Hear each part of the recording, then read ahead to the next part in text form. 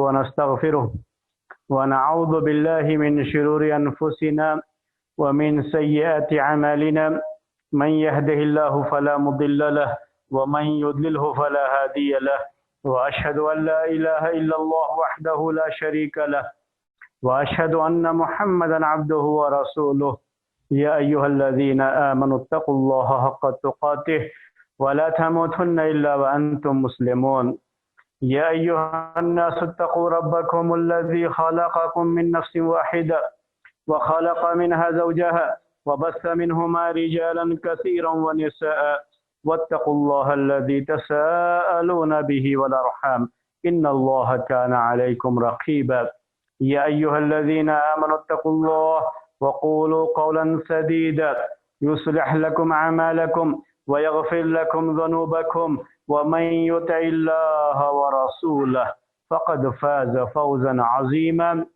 أما بعد فإن خير الحديث كتاب الله وخير الهدي هدي محمد صلى الله عليه وسلم وشر الأمور محدثاتها وكل محدثة بدعة وكل بدعة ضلالة وكل ضلالة في النار۔ محترم بھائیوں اور معزز خواتین، فقہ الحج کے درس کا یہ سلسلہ جو پچھلے ہفتے شروع کیا گیا، آج اس سیریز کا یہ دوسرا درس ہے، اور آج کے درس میں انشاءاللہ آپ کے سامنے حج اور عمرے کی فرضیت کے تعلق سے اہل علم نے جو باتیں ذکر کی ہیں وہ باتیں آپ کے سامنے پیش کی جائیں گی۔ سب سے پہلا مسئلہ آج کے درس کا ہے حج کی فرضیت کے تعلق سے۔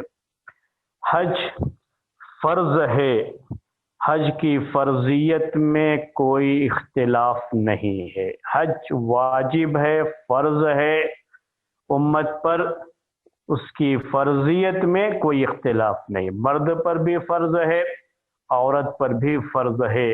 اس کے فرض ہونے کے لیے بات یہ ہے کہ جیسا قرآن میں اللہ تبارک و تعالی نے یہ بات ذکر کی کہ وَلِلَّهِ عَلَى النَّاسِ حِجُّ الْبَيْتِ لِمَنِ اسْتَطَاعَ إِلَيْهِ سَبِيلًا، کہ لوگوں کے لیے، اللہ کے لیے لوگوں پر یہ واجب ہے، اللہ کے لیے لوگوں پر یہ فرض ہے۔ کیا فرض ہے؟ کہ لوگ اللہ کے گھر کا قصد کریں، اس کا ارادہ کریں، یعنی حج کریں، یہ لوگوں پر فرض ہے۔ کن کے لیے کہا؟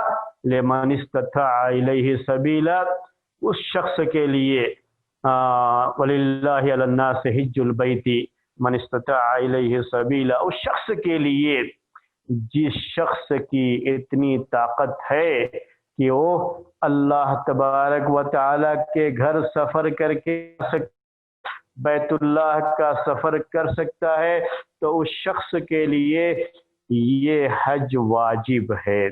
تو حج کے واجب ہونے کے لیے، اس کے فرض ہونے کے لیے بس یہی ایک بنیادی شرط ہے۔ یہ بنیادی شرط کیا ہے؟ کہ جو اللہ تبارک و تعالی کے گھر تک پہنچ سکتا ہے، یعنی اتنا ہے اس کے پاس کہ وہ سفر کر کے مکہ جا سکتا ہے، عمرہ کر سکتا، حج کر سکتا ہے، تو ایسے شخص کے اوپر اللہ تبارک و تعالی نے حج کو فرض قرار دیا ہے۔ تو حج یہ فرض ہے۔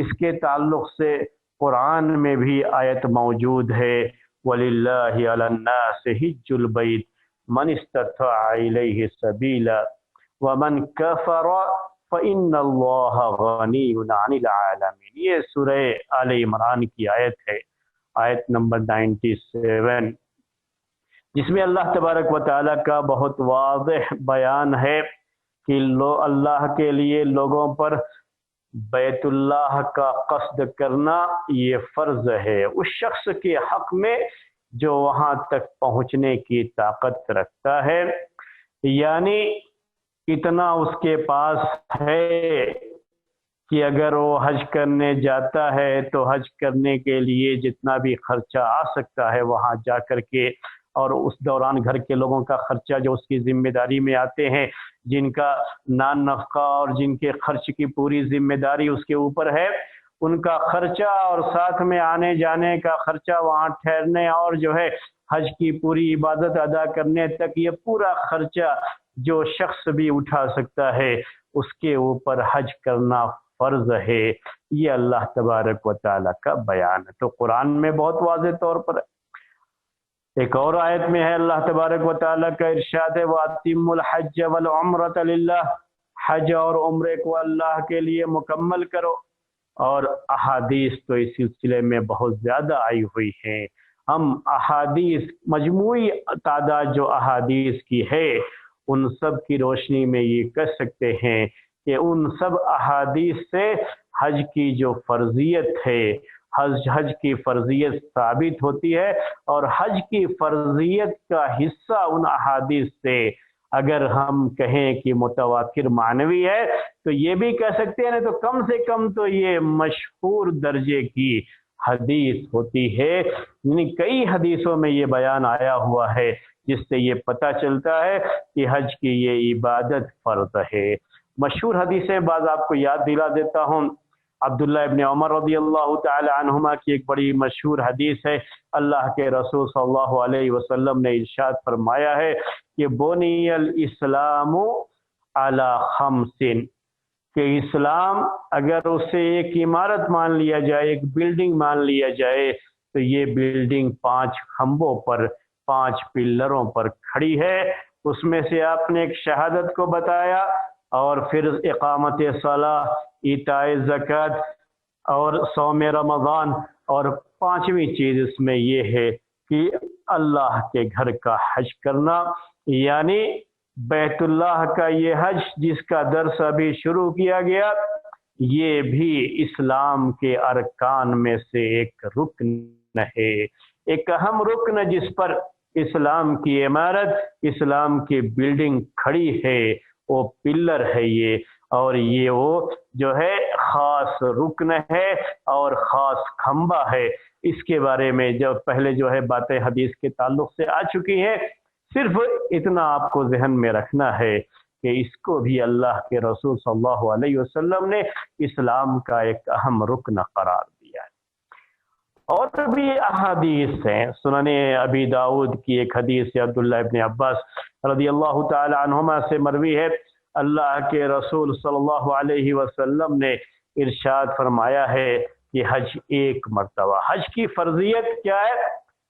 زندگی میں عمر بھر ایک مرتبہ حج فرض کرنا، حج ادا کرنا فرض ہے۔ آپ نے کہا فمن زاد فہو تطوع، اگر کوئی ایک مرتبہ سے زیادہ حج کر لے تو یہ اس کے حق میں نفل ہے، تطوع ہے، نفل ہے۔ ایک سے زیادہ مرتبہ حج کر سکتا ہے، لیکن فرض عمر میں ایک مرتبہ، یہ سال میں ایک مرتبہ نہیں بلکہ پوری عمر میں ایک مرتبہ یہ فرض ہے۔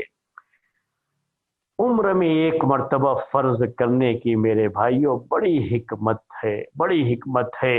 آج کے اس زمانے میں تو یہ حکمت بڑی اچھی طرح لوگوں کو سمجھ میں آ سکتی ہے۔ ایک وقت گزرا ہوا ہے کہ سلف صالحین کے بارے میں جب لوگ ان کی سیر کو لکھتے ہیں، ان کی سوانح حیات ذکر کرتے ہیں، ان کی زندگی اور ان کی بایوگرافی جن لوگوں نے لکھ رکھی ہے، تو اس میں اس کا جو ہے تذکرہ کرتے ہیں کہ وہ ہر سال حج کرنے جایا کرتے تھے۔ یعنی ان کی فضائل میں یہ بات بھی ذکر کرتے ہیں، اور بڑی کوشش ہوتی تھی کہ ہر سال موقع مل جائے تو آدمی ہر سال حج کرے، کیونکہ بڑی فضیلت ہے۔ یہاں یہ فرض عمر میں ایک مرتبہ فرض ہے، لیکن ایک سے زیادہ مرتبہ کرنا یہ تطوع اور نفل ہے، اور اس کے بڑے فضائل ہیں۔ ان فضائل کو، اجر و ثواب کو حاصل کرنے کے لیے بار بار حج کرنے کی لوگ سعادت حاصل کرتے رہتے ہیں۔ اس پر بڑا خرچ بھی آتا رہا ہے، لیکن اس کے باوجود بھی حج کرنا لوگوں کا طریقہ رہا ہے۔ اور اس زمانے کی جو سواریاں ہوتی تھیں، انہی سواریوں پر لوگ اپنے گھوڑے پر سوار ہو گئے، اونٹ پر سوار ہو گئے، اگر سواری ہے گھر میں اور کچھ جو ہے گھر سے توشہ کھانے پینے کا سامان باندھا اور نکل پڑے اور جا کر کے حج کر کے چلے آئے۔ تو ان کے بارے میں باقاعدہ جو ہے ان کی بایوگرافی میں یہ بات ذکر کی جاتی رہی ہے کہ ہر سال حج کرتے تھے۔ اب اگر یہی حج ہر سال فرض ہوتا تو سوچئے کہ آج کے اس زمانے میں کتنے لوگ ہیں جن پر حج فرض ہوتا ہے، اور اگر جن پر بھی حج فرض ہے دنیا میں سب لوگ حج کرنے ایک سال اگر چلے جائیں تو وہاں کی حالت کیا ہوگی آپ سوچ سکتے ہیں۔ تو اللہ تبارک و تعالی بڑا کارساز ہے، قیامت تک کیا ہونے والا ہے اور اسے ہر چیز کا علم ہے، جب سے دنیا قائم ہے اور جب تک دنیا رہے گی دنیا میں کیا کیا ہونے والا ہے اس کا علم ہر چیز کو محیط ہے۔ تو اس نے جو شریعت بھی ہمارے لیے نازل فرمائی ہے اس شریعت میں ان سب چیزوں کا لحاظ رکھا گیا ہے۔ تو یہ حج میرے بھائیوں زندگی میں صرف ایک مرتبہ فرض کیا اللہ تبارک و تعالیٰ نے۔ ایک مرتبہ ایک صحابی نے پوچھا اللہ کے رسول صلی اللہ علیہ وسلم سے، اے اللہ کے رسول کیا یہ ہر سال فرض ہے؟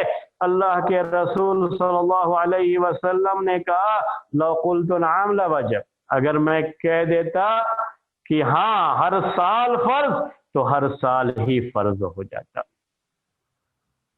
وَمَسْتَطَعْتُمْ، لیکن تم ہر سال ادا کرنے کی طاقت نہیں رکھ پاؤ گے۔ اب جس کی طاقت ہی نہیں ہے اس پر تو ویسے بھی فرض نہیں ہے میرے بھائی، آپ اس پر غور کیجئے گا ذرا۔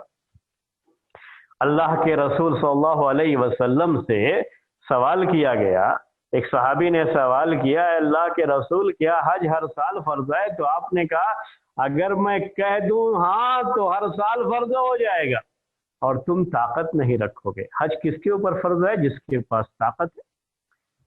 اگر ہر سال بھی فرض ہوگا تو کس کے اوپر فرض ہوگا؟ جس کے پاس طاقت ہے۔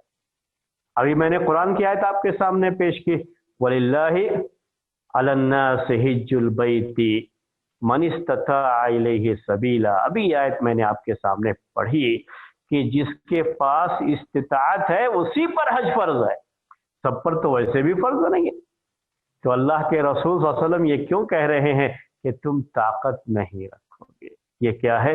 وقت ایسا بھی آئے گا کہ مال بھی موجود ہے اور سواری کی سہولت بھی موجود ہے، دلوں میں امنگیں بھی ہیں، خواہشیں بھی ہیں، تمنائیں بھی ہیں، اللہ کے گھر کی زیارت کے شوق میں آدمی مبتلا بھی ہے، سب کچھ ہے، بدن کی قوت بھی ہے، صحت بھی ہے، لیکن جیسا آج کل آپ دیکھ رہے ہیں ہر کوئی طاقت نہیں رکھتا۔ پھر بھی کیا مطلب طاقت نہیں رکھتا ہے؟ کہ جب تک اس کا نام قرعہ اندازی میں نہیں آئے گا، کیونکہ ہر ملک کے لیے کوٹا مقرر کر دیا گیا، اس سے زیادہ لوگ نہیں جا سکتے۔ اب کوٹا مقرر کر دیا گیا ہے، اب جس کا نام آئے گا وہی جا سکتا ہے، ہر کوئی جا نہیں سکتا، چاہے اس کے پاس جتنی بھی دولت ہو نہیں جا سکتا۔ تو یہ چیزیں اب سمجھ میں آتی ہیں اس زمانے میں جو کہا اللہ کے رسول صلی اللہ علیہ وسلم نے کہ تم طاقت نہیں رکھو گے۔ بہت سے لوگ اس کو کیا سمجھتے ہیں کہ یہ حج کی طاقت، بھئی حج جس کے پاس اس کی طاقت نہیں ہے اس کے اوپر تو فرض ہی نہیں ہے۔ اگر ہر سال بھی فرض کر دیا گیا ہوتا تب بھی یہ کس کے اوپر فرض ہوتا ہر سال؟ جس کے پاس طاقت ہے۔ لیکن آپ کہہ رہے ہیں کہ اگر میں کہوں ہر سال فرض ہے تو یہ فرض ہو جائے گا لیکن تم طاقت نہیں رکھو گے، یعنی تمہارے پاس ظاہری طور پر پوری طاقت موجود ہے، استطاعت موجود ہے، لیکن جا نہیں سکتے۔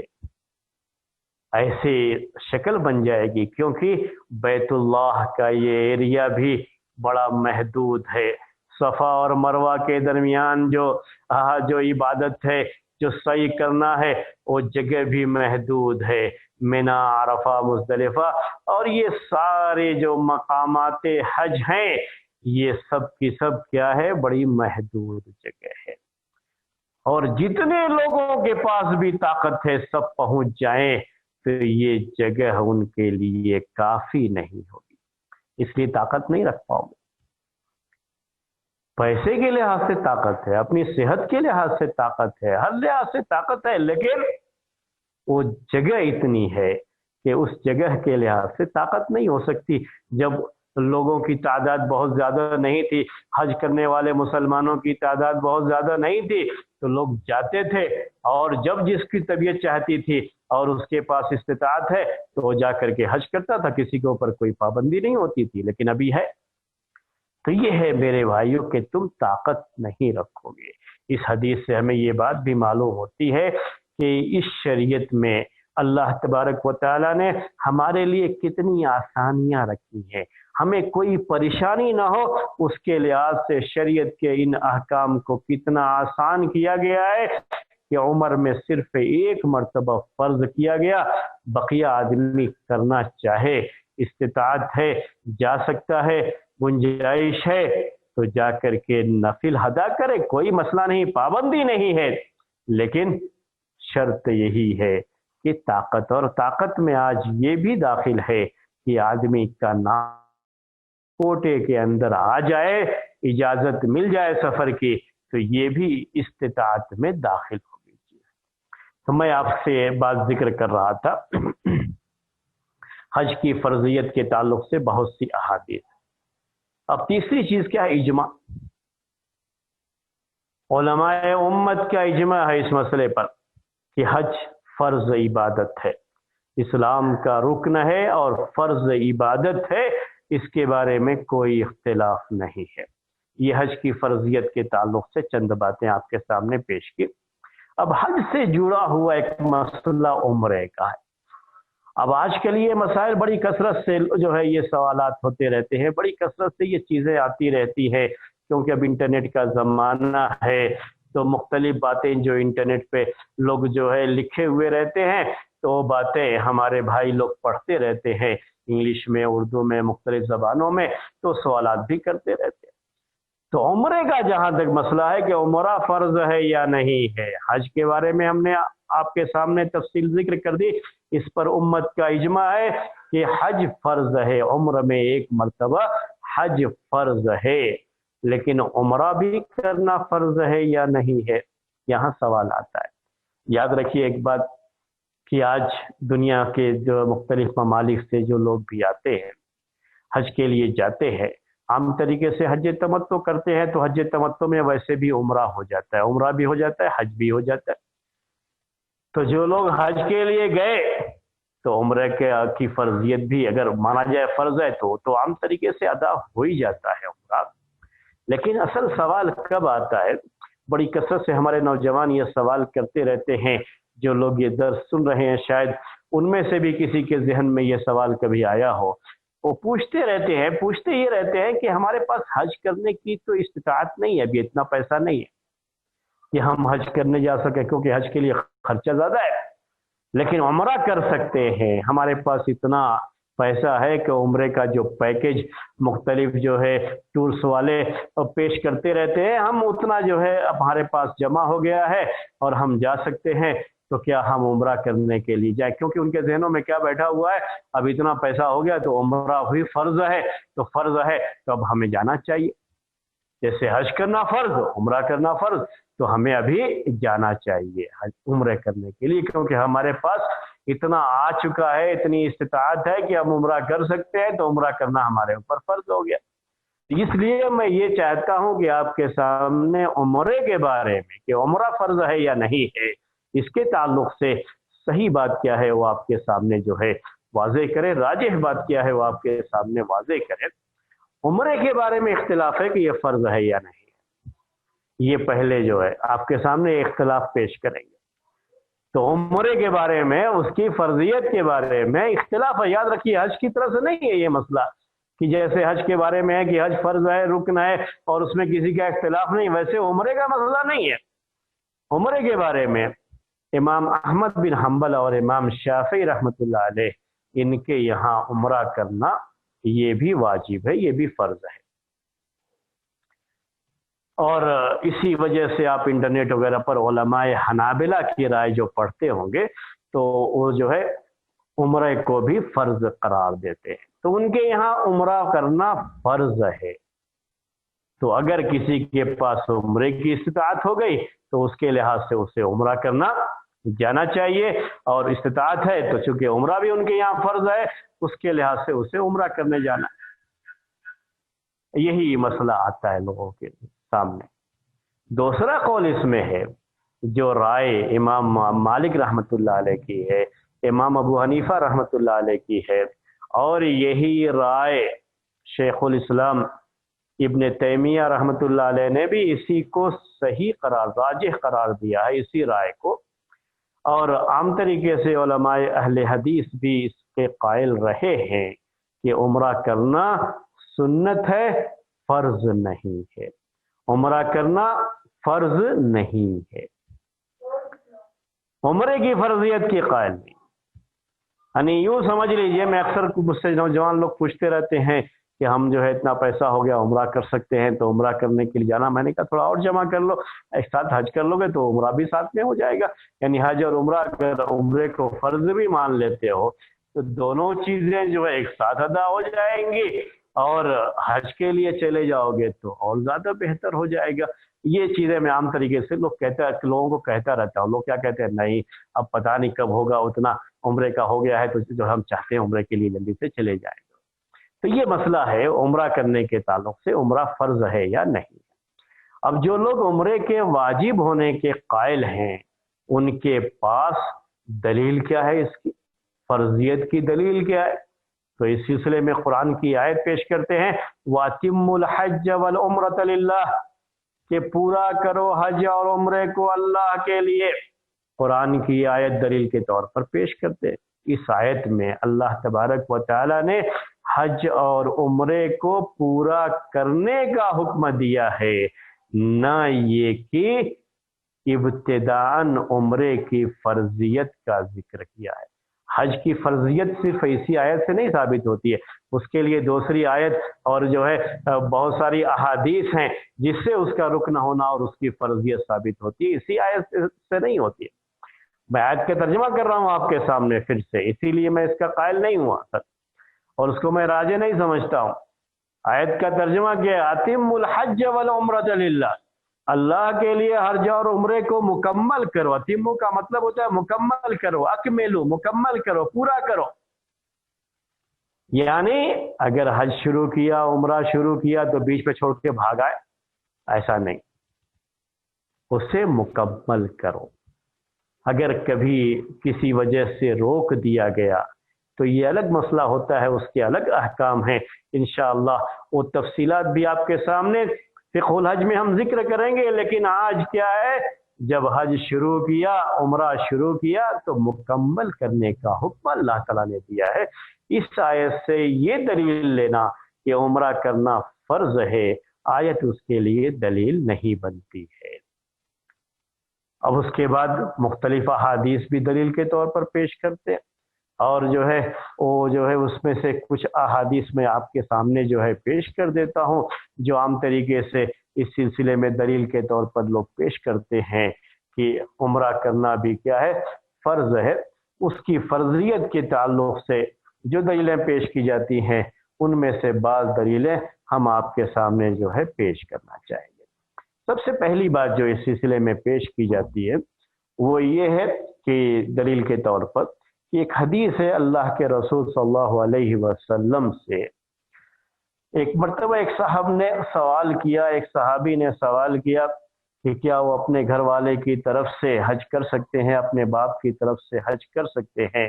تو آپ نے کہا حج عن ابیک واعتمر، اپنے باپ کی طرف سے حج کرو، عمرہ کرو۔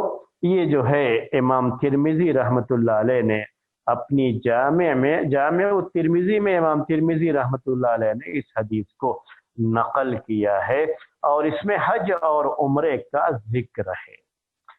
یعنی اپنے باپ کی طرف سے حج کرو، اپنے باپ کی طرف سے عمرہ کرو، یہ بھی عمرے کے واجب ہونے کی دلیل نہیں بن سکتی، کیونکہ اگر کبھی بھی حکم اگر اس طریقے سے آتا ہے کہ کسی نے سوال کیا، اس سوال کے جواب میں کوئی حکم آیا، جیسے یہاں سوال کیا کہ اپنے باپ کی طرف سے ہم حج کر سکتے ہیں نہیں کر سکتے، ایک سوال آیا، تو اس سوال کے جواب میں اللہ کے رسول صلی اللہ علیہ وسلم نے یہ بات ذکر کی ہے۔ یہ ذہن میں رکھیے گا کہ یہ جو ہے اصول ہوتے ہیں جو اصول فقہ کہلاتے ہیں۔ سوال کے جواب میں ایک بات کہی گئی ہے تو ایسا کر سکتے ہیں، ہاں کر سکتے ہیں، آپ کیجئے اپنے باپ کی طرف سے، تو یہاں اپنے باپ کی طرف سے کیجئے، یہ مطلق جواز کو بھی بتا سکتا ہے۔ ایسے موقع پر امر وجوب ہی کے لیے ہے، یہ کوئی ضروری نہیں ہوتا ہے۔ وجوب کے لیے ہو بھی سکتا ہے جب اس کے لیے قرائن دلالت کرے، یعنی اس کے لیے دوسری دلیل کی بھی ضرورت پڑتی ہے۔ صرف وہی حدیث وجوب کے لیے دلیل نہیں بنتی ہے، اور عمرے کے لیے الگ سے کوئی ایسی صحیح روایت نہیں ہے یا کوئی قرآن کی ایسی آیت نہیں ہے جو صراحت کے ساتھ اس کے واجب ہونے کو بتاتی ہو۔ اسی طرح سے ان کے دلائل میں سے ایک دلیل امام دارقطنی رحمۃ اللہ علیہ نے جو حدیث زید بن ثابت سے روایت کی ہے، زید بن ثابت رضی اللہ تعالی عنہ سے جو حدیث مروی ہے، وہ جو امام دارقطنی نے ذکر کیا ہے، اس میں یہ الفاظ ہے کہ الحج والعمرۃ فریضتان، کہ حج اور عمرہ یہ دونوں فرض ہیں، حج اور عمرہ یہ دونوں فرض ہیں۔ میرے بھائیو، یہ حج اور عمرہ دونوں فرض ہیں، یہ لفظ حدیث کا بالکل صریح ہے۔ اگر یہ حدیث صحیح ہوتی تب تو کوئی گنجائش ہی نہیں ہے، بالکل یقین کے ساتھ کہیں گے، ڈنکے کی چوٹ پہ کہیں گے کہ عمرہ کرنا فرض ہے جیسے حج کرنا فرض ہے، کیونکہ اللہ کے رسول صلی اللہ علیہ وسلم نے یہ کہا کہ حج اور عمرہ دونوں کیا ہیں؟ فرض ہیں، لیکن حدیث صحیح نہیں ہے۔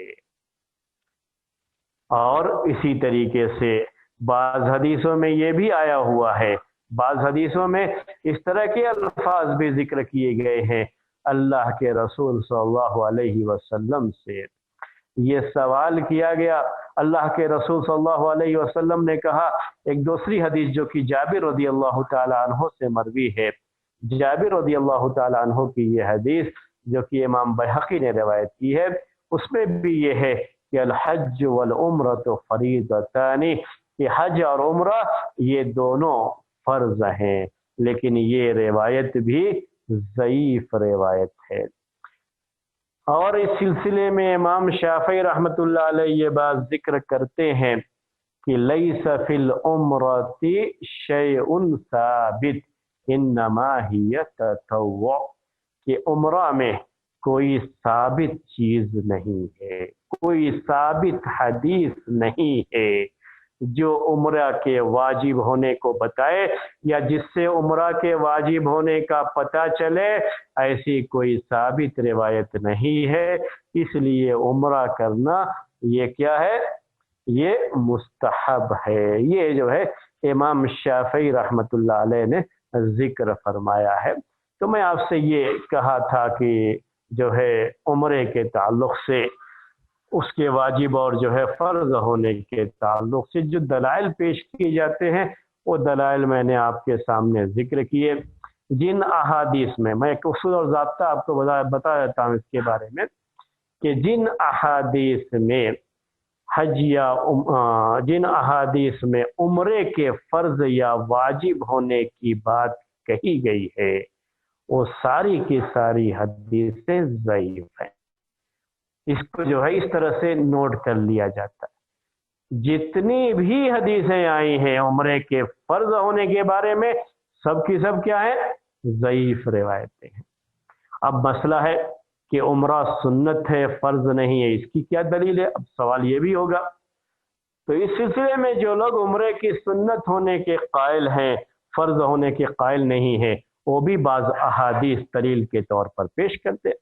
ان کی ایک اہم دلیل تو یہی ہے کہ جس میں اللہ کے رسول صلی اللہ علیہ وسلم نے عبداللہ ابن عمر کی حدیث، جس میں اللہ کے رسول صلی اللہ علیہ وسلم کہتے ہیں بنی الاسلام علی خمس، کہ اسلام کی عمارت، اسلام جو ہے یہ بنیاد یہ 5 پلروں پر کھڑی ہے، اس میں آپ نے حج کا ذکر فرمایا، عمرے کا ذکر نہیں کیا ہے۔ اس کا مطلب کہ عمرے کا حکم الگ ہے، حج کا حکم الگ ہے۔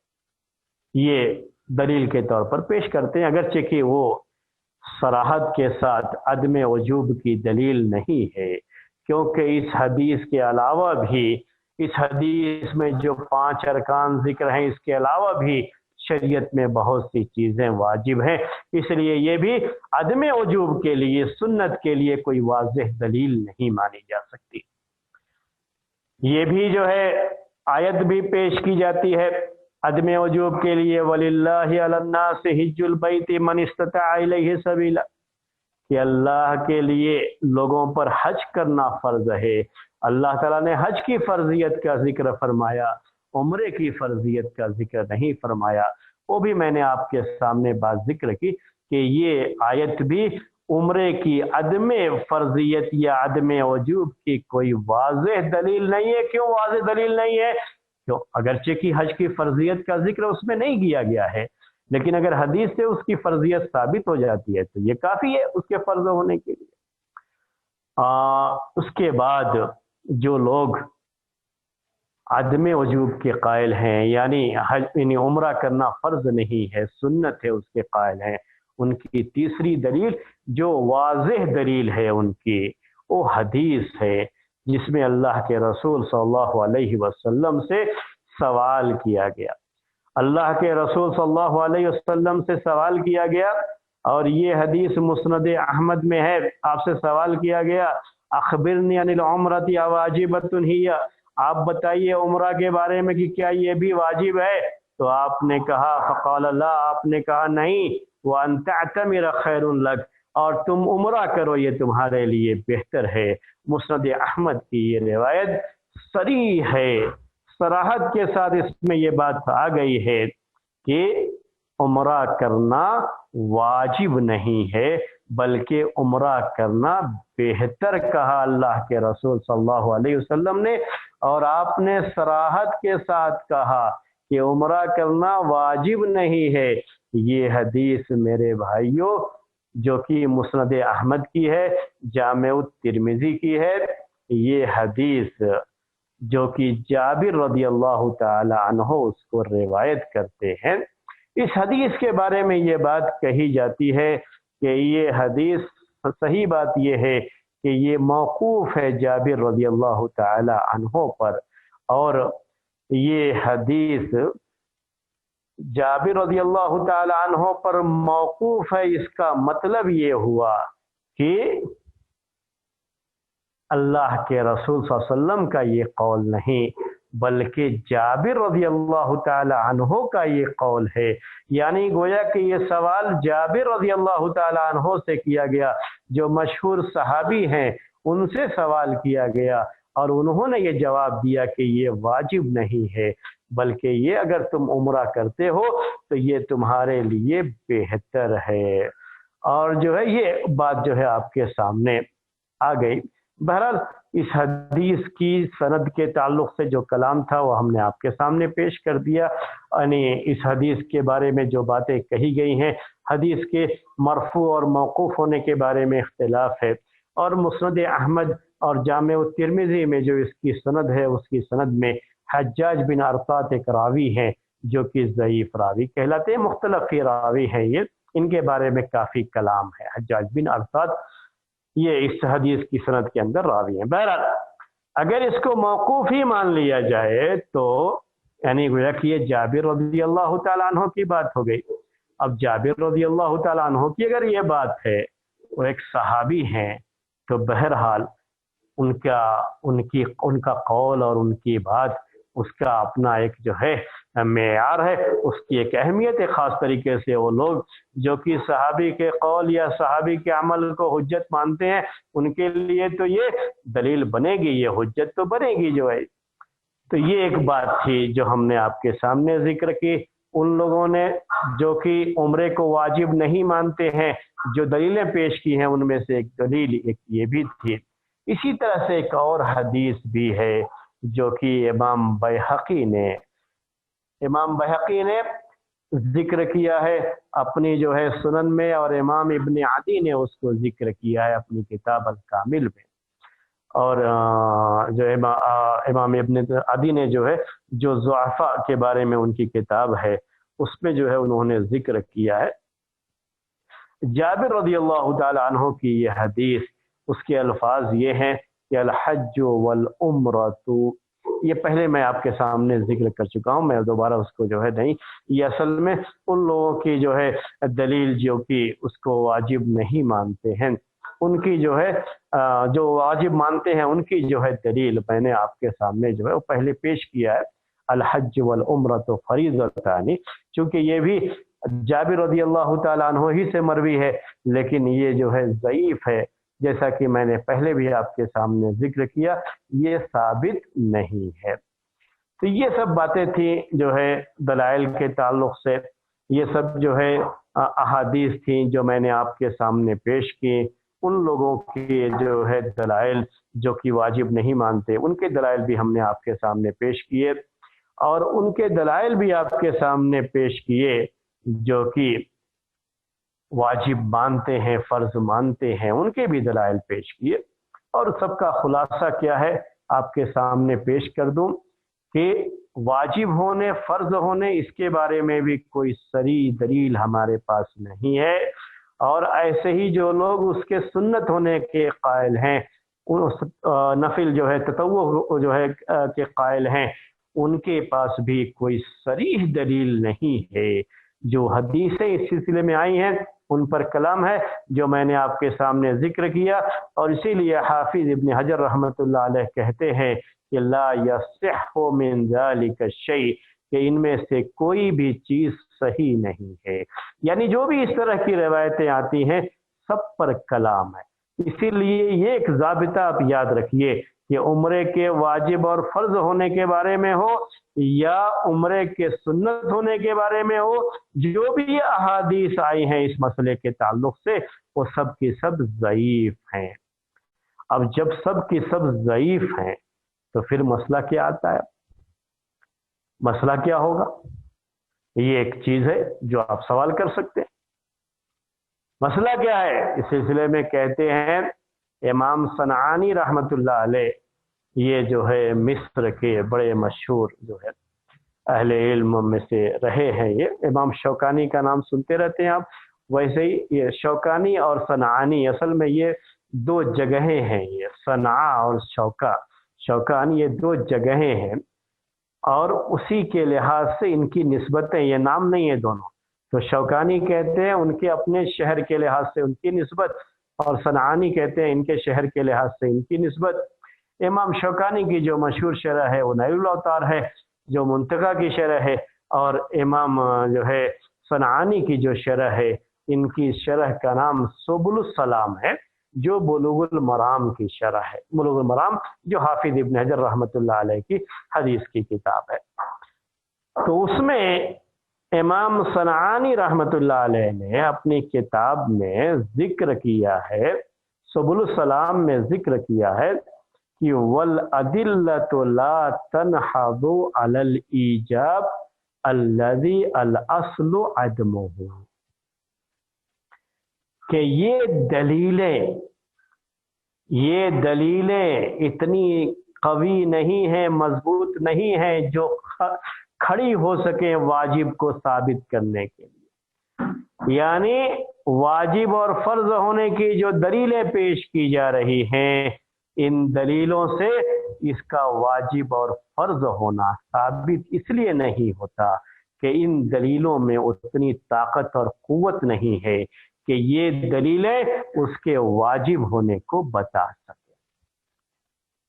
اور اس کے بعد کیا کہتے ہیں؟ الذی الاصل عدمہ، اب اس کے بعد کیا ہے؟ اصل کا مطلب ہوتا ہے ضابطہ، یہ ہے شریعت کا، ہماری شریعت کا ضابطہ یہ ہے کہ اصل یہ واجب، اصل یہ ہے کہ کوئی چیز واجب نہیں ہے، فرض نہیں ہے جب تک کہ اس کے واجب ہونے کی کوئی دلیل نہ آ جائے، اس کے فرض ہونے کی کوئی دلیل نہ آ جائے۔ یاد رکھیے، واجب اور فرض ہونے کے لیے دلیل پیش کرنا پڑتا ہے، واجب نہ ہونے کے لیے دلیل پیش کرنے کی ضرورت نہیں پیش آتی، کیونکہ اصل یہی ہے کہ کوئی چیز بھی واجب نہیں ہے جب تک کہ اس کی وجوب کی دلیل کتاب و سنت سے ثابت نہ ہو جائے۔ جب تک کہ وجوب کتاب و سنت سے ثابت نہ ہو جائے تب تک کوئی چیز واجب نہیں، اسی کو کہتے ہیں الاصل عدم الوجوب، یہ ضابطہ ہے، یہ اصول ہے جو جاننا پڑتا ہے مسئلے کو ثابت کرنے کے لیے، استنباط کرنے کے لیے۔ یہ اصل شریعت میں کیا ہے ہماری، کہ اصل یہی ہے کہ کوئی چیز واجب نہیں ہے جب تک کہ اس کے وجوب کی دلیل نہ آ جائے۔ تو واجب ہونے کے لیے کیا دینا پڑے گا آپ کو، دلیل دینا پڑے گا۔ اگر دلیل نہیں ہے تو اس کا مطلب یہ ہے کہ یہ چیز واجب نہیں ہے۔ ہم کہیں گے کہ یہ چیز واجب نہیں ہے تو آپ کہیں گے دلیل دیجئے، واجب نہیں ہے، نہیں، اس کے لیے دلیل دینے کی ضرورت نہیں پیش آئے گی۔ کیوں؟ کیونکہ اصل یہی ہے، اصل یہی ہے کہ واجب نہیں۔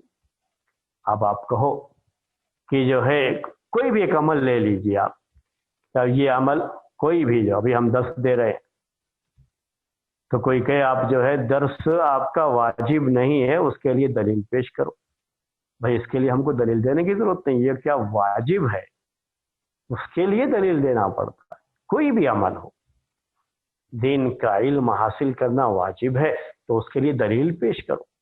تو پیش کریں گے طلب العلم فریضۃ علی کل مسلم، علم کا طلب کرنا ہر مسلمان یعنی مرد اور عورت پر فرض ہے۔ دلیل پیش کریں گے۔ اب اس کے بعد جو ہے کہ کتنا جو ہے یہ علم حاصل کرنا فرض ہے، ایک سوال آئے گا، اور کتنا فرض نہیں ہے۔ تو اب یہ سب چیزیں کیا ہوتی ہے کہ اصل یہی ہے کہ کوئی چیز فرض نہیں ہوتی ہے جب تک کہ اس کی فرضیت کی دلیل نہ آ جائے۔ اب اتنا علم تفصیل اور ڈیٹیل کے ساتھ امت کے ایک طبقے پر یہ چیز بھی فرض ہے، اس کے دلائل ہیں، لیکن ہر شخص پر بالکل ڈیٹیل کے ساتھ ایک ہر مسئلے کو حاصل کرنا یہ فرض نہیں قرار دیا گیا ہے۔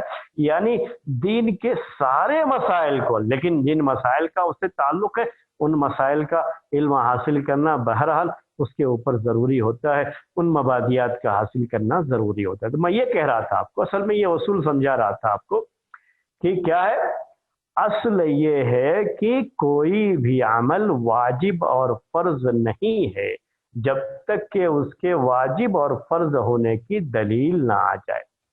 اور یہی بات امام صنعانی نے کہی سبل السلام میں، یہ اصل تو عدم وجوب ہے اصول کے لحاظ سے۔ تو اب جو لوگ واجب کہتے ہیں، وہ جو حدیثیں پیش کرتے ہیں اس سے بھی کوئی چیز ثابت نہیں ہوتی، یعنی وجوب ثابت نہیں ہوتا، کیونکہ اس میں سے کوئی بھی حدیث جس میں صراحت کے ساتھ واجب ہونے کا بیان ہے، کوئی بھی حدیث اس میں سے ثابت نہیں ہے۔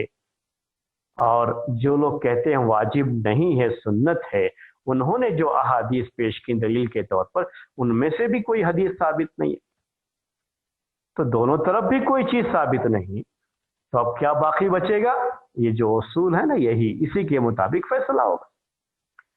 تو اصل کیا ہے اس سلسلے میں؟ عدم وجوب، یہی اصل ہے۔ تو اس کا مطلب یہ ہے کہ عمرہ کے واجب ہونے کی چونکہ کوئی دلیل صراحت کے ساتھ نہیں ہے، جن آیتوں کو پیش کیا گیا ان کے بارے میں نے آپ کو بتا دیا کہ صراحت کے ساتھ اس میں واجب ہونے کا بیان نہیں ہے۔ اسی طرح سے جو احادیث پیش کی گئی وہ سب کی سب ضعیف ہیں، تو اس کی روشنی میں یہ بات کہی جائے گی، جیسا کہ امام صنعانی نے کہا، مجھے بھی یہی بات زیادہ بہتر لگتی ہے کہ عمرہ کے واجب یا فرض ہونے کی کوئی صریح دلیل نہ ہونے کی وجہ سے جو اصل ہے واجب نہ ہونا، تو اور چونکہ اللہ کے رسول صلی اللہ علیہ وسلم نے عمرہ کیا ہے، صحابہ عمرہ کرتے رہے ہیں، عمرہ کا ذکر ہے، قرآن میں بھی ہے، حدیث میں بھی ہے، تو اس لحاظ سے، اور عمرہ کو جب شروع کر لیا تو پورا کرنے کا بھی ذکر ہے قرآن میں، تو اس لحاظ سے ایک مستحب عمل ہے۔ وجوب کے درجے کو پہنچنے کے لیے دلیل چاہیے، تو وجوب کے درجے کو پہنچنے کے لیے دلیل نہیں ہے ہمارے پاس، اسی لیے ہم کہتے ہیں کہ ایک سنت ہے۔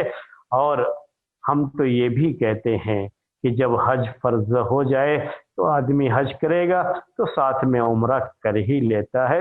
اس لیے جو بھی پیسہ ہوتا ہے ہمارے بھائیوں کے پاس، بہنوں کے پاس، ہم تو ان سے یہی کہتے ہیں کہ آپ کوشش یہ کیجئے کہ جس سے کچھ پیسہ اکٹھا کیا جس سے آپ عمرہ کر سکتے ہیں، تھوڑا اور محنت کر کے کچھ پیسہ اور اکٹھا کر لیں تو حج کی استطاعت بھی ہو جائے گی. خاص طریقے سے جو لوگ کوٹے میں جاتے ہیں تو ان کا خرچہ کم ہوتا ہے. جو پرائیویٹ ٹور وغیرہ پہ ٹور آپریٹر کے ذریعے سے جاتے ہیں ان کا خرچہ زیادہ ہوتا ہے لیکن ان کا خرچہ کم ہوتا ہے. اور اس میں بھی اگر آپ یہ بیٹھا لیں اچھی طرح سے ذہن میں کہ جو غیر ضروری خرچے ہیں ان کو نکال دیا جائے تو حج کا خرچہ کوئی اپنے آپ میں کوئی بہت زیادہ نہیں ہے. وہ تو وہاں سے گئے ہیں تو اب اتنا سب کچھ خرید کر کے بھی لانا ہے, یہ کرنا ہے. میں آپ کو اس کے بارے میں انشاءاللہ آگے بتاؤں گا اس کے تعلق سے. اس کی وجہ سے خرچ زیادہ ہو جا رہا ہے, ورنہ حج اور عمرے کا جو خرچہ ہے دونوں میں کوئی بہت زیادہ فرق نہیں. بس اتنا ہے کہ چونکہ حج کے دنوں میں وہاں پر جو ہے کرائے کی بلڈنگیں وغیرہ کمرے وغیرہ لینا پڑتا ہے تو زیادہ خرچ کا ہوتا ہے, یعنی مہنگا ہوتا ہے عام دنوں کے مقابلے میں. تو تھوڑا اس کے لحاظ سے وہ رہنے کا جو مسئلہ ہے وہ تھوڑا مہنگا ہو سکتا ہے, وہ بات آپ کے سامنے ہو سکتی ہے. اور پھر مدینہ جانا اور وہاں رہنا یہ جو خرچہ ہے نا یہ تو ایڈیشنل خرچہ ہے, اس کو حج کی فرضیت سے اس کو جوڑ کے نہیں دیکھنا چاہیے کیونکہ وہ جو فرض نہیں ہے نا, صرف حج کرنا فرض ہے. تو حج جو ہے حج کا تعلق مدینہ سے نہیں ہے, صرف مکے سے ہی ہے اور 5 ہی دن کا حج ہوتا ہے. میں انشاءاللہ آپ کے سامنے جب وہ استطاعت کی بات آئے گی تو یہ باتیں ذکر کروں گا. ابھی آج کا درس حج اور عمرے کی فرضیت کے تعلق سے تھا اور میں نے یہ مسئلہ آپ کے سامنے پیش کیا. حج کا تو بہت واضح مسئلہ ہے کہ امت کا اجماع ہے کہ حج عمر میں ایک مرتبہ کرنا, زندگی میں ایک مرتبہ کرنا استطاعت کی شرط کے ساتھ فرض ہے حج. یہ تو بات جو ہے کلیئر واضح ہے. عمرے کے بارے میں جو اختلاف تھا اس اختلاف کو بھی میں نے آپ کے سامنے ذکر کیا اور جو اختلاف کے ساتھ جو دلائل تھے دونوں طرف کے وہ بھی میں نے آپ کے سامنے پیش کیے. آج کا درس ہم یہیں پر ختم کرتے ہیں. تھوڑا سا ٹائم ہے آپ کے پاس, اگر کوئی سوال ہے تو آپ سوال کر سکتے ہیں. جی.